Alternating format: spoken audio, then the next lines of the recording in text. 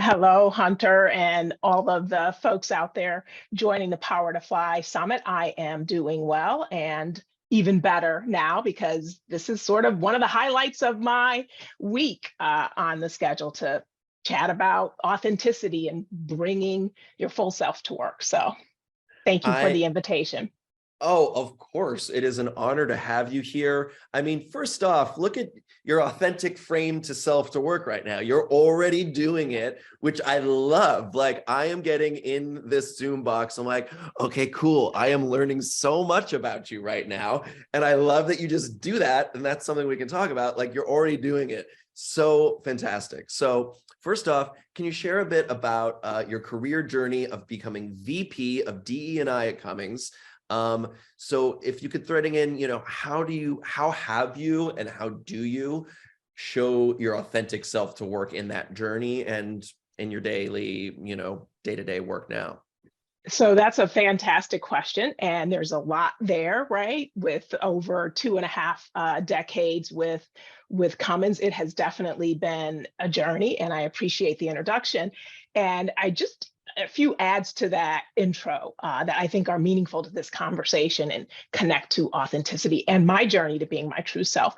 Um, really accelerated as I deepen my own self-awareness and share a bit more about some of my identities, because knowing who you are and sort of this level of self-awareness for me, my identity is complex, and authenticity, I think, is complex as well. Some of my identity is visible, some invisible, some I would call as well sort of on a waterline. So I identify as a cisgendered Black woman of a certain age, I'd say, heterosexual, married, daughter, sister to 3 older brothers and 3 younger sisters. So I'm a middle, and MBA, CPA, undergrad, preference for introversion, never met a conflict I'm not willing to engage in. So low on avoidance and conflict, often to my husband and son's chagrin, I would say. So while it may be considered an overused strength at times, or a development need, if you will.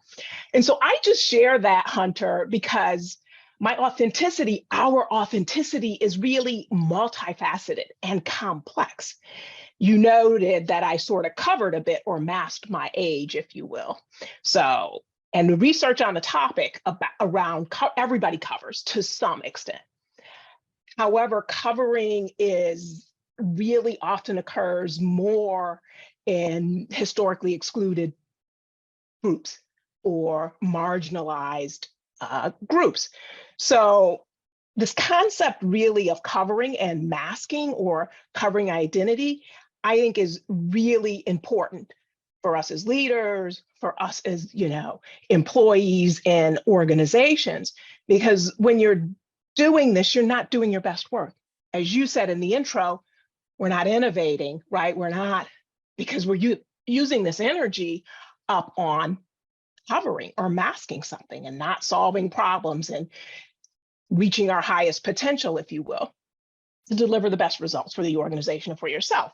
So when I really began to recognize and acknowledge that I was holding back or covering in some degree, in some ways, it helped me really to uncover my own authenticity. And it helped me to develop a level of vulnerability, I would say, transparency, and gain a deeper level of self-awareness and forge more meaningful relationships. So this created safety as well for other people to share with me.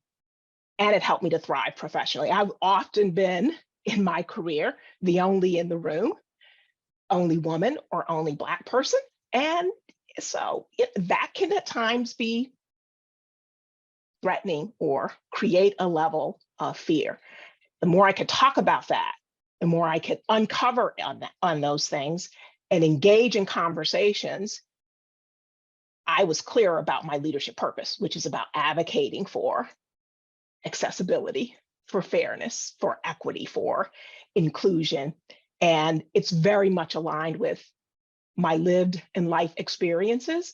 And it's helped me to thrive and in my career over the last decade for sure, and more recently in my role as Vice President for Diversity, Equity, Inclusion at Cummins.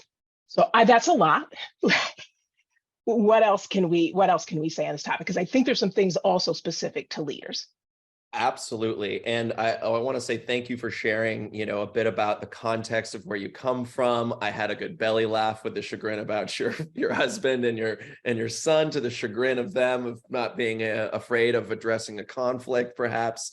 And I love the topic too. And maybe this is what can tie into to leaders as well, when you were talking about the covering aspect, right? So there's all this energy that is spent, and one could say wasted, on constantly, whether it's covering, whether it's code switching, whether it's holding back, whether it, there's all of these things that are burning off all this energy, which is holding us back from, like you said, being our authentic selves. So what are ways in which how can you elaborate on what is bringing your true self to work, and how can we bring our true self to work? Yeah, so another really excellent sort of question and thing to think about, and I often think about, and I would say, first off, like this sort of question of really bring to work, or how much can I bring to work? I think it starts with, again, being clear about who you are, what makes you thrive and tick, and selecting organizations, selecting work and places and environments that connect with you. So again, this authenticity and being multifaceted, bring what matters most, right? What builds connection, fosters relationship and engagement, and fuels your innovation. So how much and what do I bring? Like I love what Carl Harris, who wrote Expect to Win, one of several books, says on this topic around authenticity, about find an environment that works for you. Now, if I prefer casual dress and jeans and a t-shirt every single day, however, I'm in an environment or considering a company that requires a suit and tie and bow tie or buttoned up, it's more buttoned up. That doesn't mean sort of coming in my jeans and my t-shirt, because not likely to align with what you value. So thinking about what's important to you, what you value, and aligning with organizations that will help you, encourage you in bringing that your complete self to work. So, and being this flexing, and how do you flex? Again, what I didn't mention is I'm also very direct. I say what I mean what I say, and fairly transparent. Again, sometimes to my husband and son's chagrin. My son is very empathetic and starts with the person first.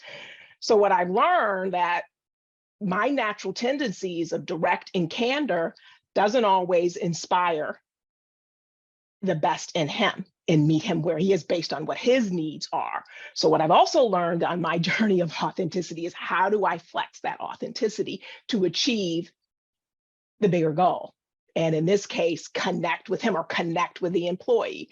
And how am I vulnerable in sharing perhaps a mistake that I've made or something that I'm worried about, and how I've worked through that to create empathy. So the bigger goal with me in this engagement is around empathy.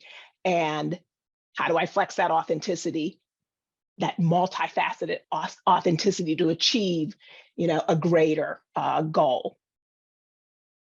I love that. And what you were sharing too about meeting people where they are, being flexible in who we are as well. And you started to allude to what some of those benefits were as well from that, right? So can you elaborate a bit? There's vulnerability, there's connection. What are some of these benefits of doing this? Yeah, so this vulnerability, as I began to appreciate vulnerability and the value of it, it enables trust. It helps to build trust. It creates safety. And with that, those are both fundamental things, right, to building relationship and drawing people to you and with you and to connect. And understanding sort of the unique their needs requires me to be self-disclose on some things, perhaps talk about what my strengths are as well as what my weaknesses are, what my values are, what's important to me. That creates the sort of safety and role modeling for our employees the importance of doing this, the value in doing this, so that they can be who they are. I can be who I am so that I can do my best work. When I'm who I am, doing what I love to do, I'm more likely to innovate.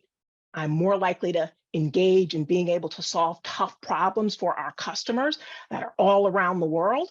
And I'm more likely to have less stress in my life and a healthier life as well. So there's so many benefits, personally, professionally, to being who you are. I love that. I love that. Can you see if you were thinking back on yourself here of like, oh, when you were starting your career journey and where you are now, can you see some things by incorporating these things and doing these things? What were some of your, looking back, like who's Carolyn now that's a little different than when they started? Yeah. So who's Carolyn now, 2.5 decades later, compared to, where she started? I have a better understanding of my preferences. I'm really clear. My preferences from a personality standpoint, right? My preferences from a work style perspective. I'm very, very clear about what my values are. And I'm also clear about what my strengths are, what I bring. And I'm also very clear about a number of development opportunities that I have as well. And I'm willing to share more of that. I am generally fairly contained, private, and I understand with some of my peers and colleagues and or team members that knowing a bit more about me helps to build a relationship with them, helps to establish trust with them. I'm clear about how I establish trust as well, which is different than others. So some of the things that I've learned the most on this journey is deeper self-awareness, clarity of values, appreciation, being able to flex what my preferences are. It's not just my way or the highway. There's a lot of value in inclusion, right? In belonging and being able to listen. I'm much more empathetic. My son has helped me build that skill. He'd still tell you I have more work to do. And I'm transparent, and I recognize the value that those brings, and know that transparency, that vulnerability, creating safety for others, that it brings. And I'd say, Cummins has a leadership culture that is inclusive of leadership behaviors focused on fostering open communication, coaching talent, creating the right environment for employees to achieve their career aspirations, helping them identify what those career aspirations are. And so we expect our leaders to role model in this space. I love that. And I love how you shared too about you could be a bit private on your own, but there's other people. It made me think of, you were talking about your family dynamic. My partner and I, we've been together 13 years. And I would say some people are inward thinkers and some people think out loud, and both are valid, but it's two wildly different forms of communication and processing. And I love hearing that at Cummins, and what you're sharing about with the environment is meeting people where they are and learning how to communicate. Let's say learning for a leader to learn, oh, I'm an out loud thinker, but that person is an inward thinker or maybe something else. I need to learn how to talk to this person. And yeah, that they do, because you do that. Yes, diversity is always here. I think, talk, think. Other folks that I work with, talk, think, talk. And that again, like really, and no right or wrong, as you said, right? No judgment, no good or bad, no right or wrong, different. So difference is always here. It's about how are you going to leverage that difference? How are you going to leverage the power of that difference? And as we say at Cummins, win with the power of that difference. And we win when we can really make space for everybody. However, it starts with a level like understanding me first and my own self-awareness, and knowing that that's an ongoing, ever evolving journey. Yes. Yes. And that self-awareness you were mentioning earlier connects so deeply to, you shared your sense of your own values.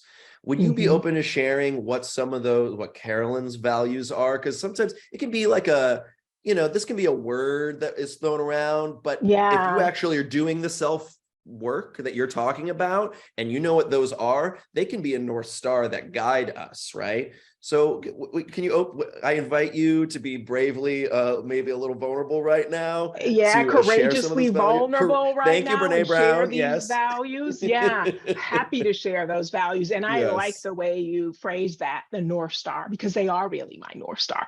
And they also help Mm. people understand a little bit about who I am and maybe why I show up the way I show up. So I have 4 core values: faith, family, fairness, and fun. So those are all really important values to me. Then I have a few other ones like work ethic, responsibility. I phrase it as more responsibility, and this do what you say, and if you're not going to get it done for some reason, then let me know in advance. So this sort of work ethic, responsibility, independence, those are all important core values to Mhm. me. And when somebody new starts on my team, I share a little bit about my background, my personal experiences, both and my professional experiences, these core values, how to be successful with me. So this is this transparency, what you can expect from me, what I expect from you. I share what I think I know my strengths to be, and I also share where I have opportunity, continuously working on listening, continuously working on patience and persistence, Mm. advocating for fairness, equity, accessibility, and inclusion are critical core values and my leadership purpose, really, my life's purpose, Oh, I would say. I love that. Thank you for sharing that courageous vulnerability, as you put it. I love that. And when you were saying, I love that too. It's easy to remember: faith, family, fairness, and fun. I was like, you and my mom would be peas in a pod. I would say those are her values as well, and they show up in the way she lives her life.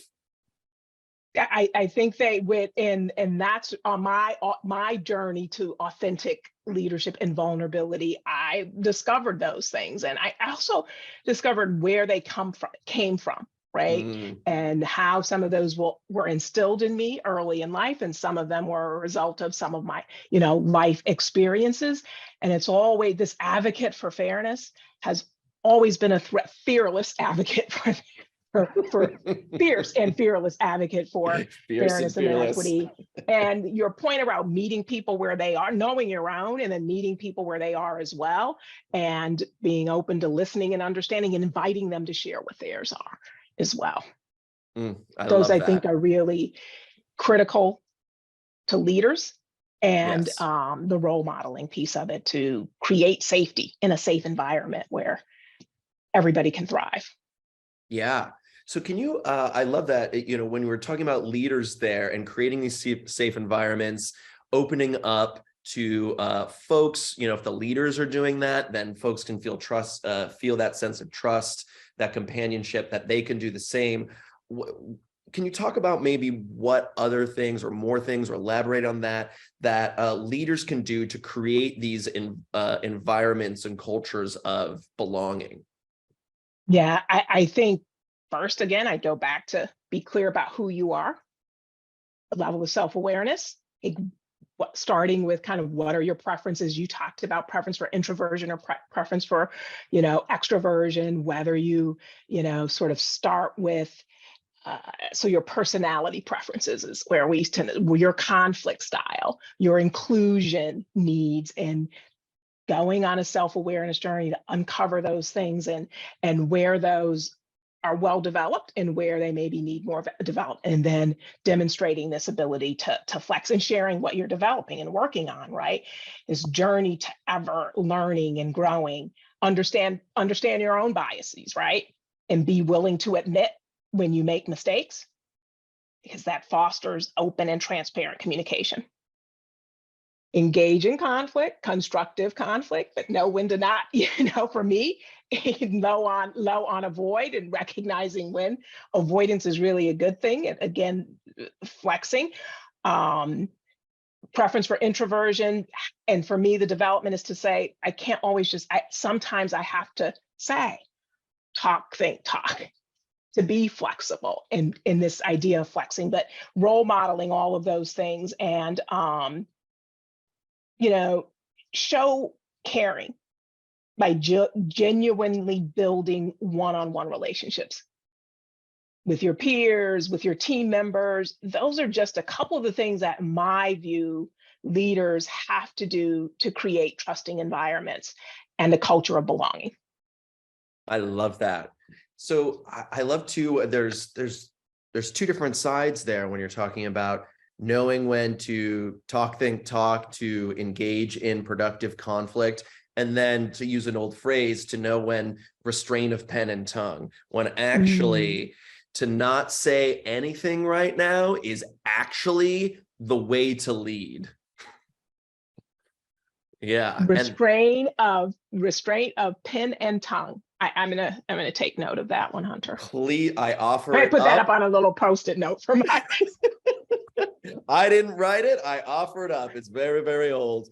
It's very old. Yeah. And, and that is, there is, I think, to be authentically ourselves and to speak to leaders, maybe you could share about, I think there's this old archetype of a leader is going to like tell you what to do and do all these things. And that's an old idea, right? So what are ways maybe for these leaders to embrace the leaders that you want to see, the leaders that you train, the leaders that you are mentoring? What are the things that you do to them, that you offer up to them to be like, this is the way forward to be a leader in a DE&I space that is the most productive for us all? Mm-hmm. So, you're talking this leader that is saying, do this, do that, versus coaching talent and helping our employees sort of discover and come to the answer, and knowing when sort of to do that and how to foster that. And ideas are being offered. They're suggesting, like, this is what I plan to do, even if I think that that's maybe not the right, or wouldn't be the way that I would do it. One of the ways here is to say, tell me more about how that would work. If I disagree with, and I'm really sort of a facts and data analytics, you heard, my undergrad is in accounting, so I can get into and never met a debate I wouldn't be willing to get into, but recognize that doesn't necessarily draw everybody towards you, and different people are comfortable with that. So I say all that to say, if somebody's presenting again and here's my conclusion, and I disagree, tell me how you came to that conclusion. Tell me more about what led you to that. So that's more asking, that's more curiosity, and co-discovering and co-creating rather than telling. I love that. Co-creating and co-discovering, inviting curiosity. These are the ways that are the leaders that y'all and Cummins are fostering in itself. So we only just have a couple minutes left. Can you, with these last few minutes, for folks, maybe you could offer up, what commitments can folks make to help their colleagues, whether they're a leader, whether they're a peer in these positions? What commitments can these folks do to help their colleagues feel safe and bring their authentic selves to work? Yeah, I start by be courageously, thoughtfully vulnerable.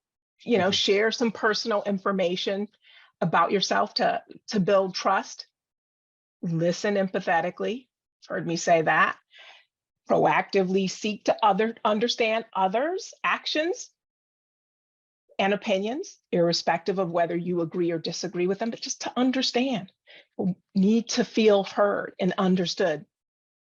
Seek the opinions and diverse perspectives of others, I'd say. Expand your network. For relationships to include those that you maybe don't naturally have things in common with.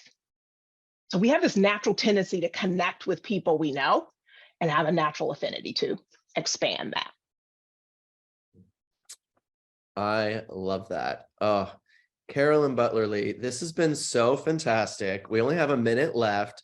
I would love for folks to know if they want to keep the conversation going with you and with Cummins, if they're interested there. I've been inspired by this conversation. I'm sure many other people have as well. Where would you like to point them to for you and for Cummins? Cummins.com/careers. And then I am also on LinkedIn. So you can ping me there. And I would just sort of end by saying, own who you are. The more you can be you, the more you enjoy being at work. Find a company that aligns to who you are and what your values are, and take risks of being vulnerable and open.